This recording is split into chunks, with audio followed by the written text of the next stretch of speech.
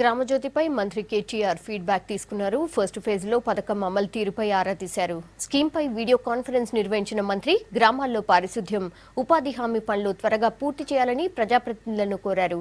గ్రామాల్లో పన్నుల వసూలు పెరిగిందని, ఇందుకోసం కృషి చేసిన అధికారులు, ప్రజాప్రతినిధులను మంత్రి అభినందించారు.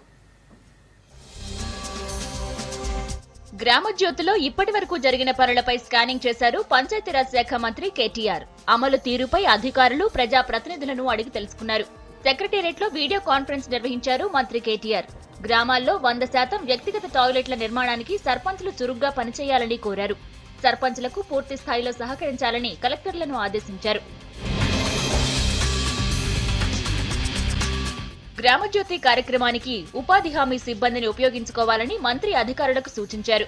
ఫీల్డ్ అసిస్టెంట్లు, టెక్నికల్ అసిస్టెంట్లు గ్రామ పంచాయతీ ఆఫీసుల్లో పనిచేసేలా సర్క్యులర్ జారీ చేయాలని కలెక్టర్లను ఆదేశించారు.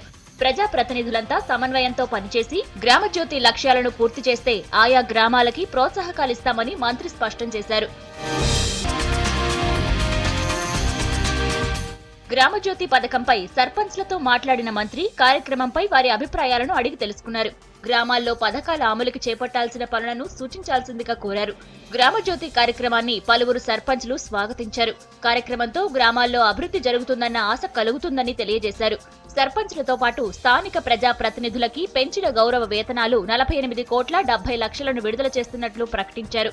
స్థానిక సంస్థల ప్రజాప్రతినిధులకి గౌరవం పెంచేలా ప్రభుత్వం కృషి చేస్తుందన్న మంత్రి గ్రామాల అభివృద్ధికి ప్రతి ఒక్కరూ సమన్వయంతో పనిచేయాలని కోరారు.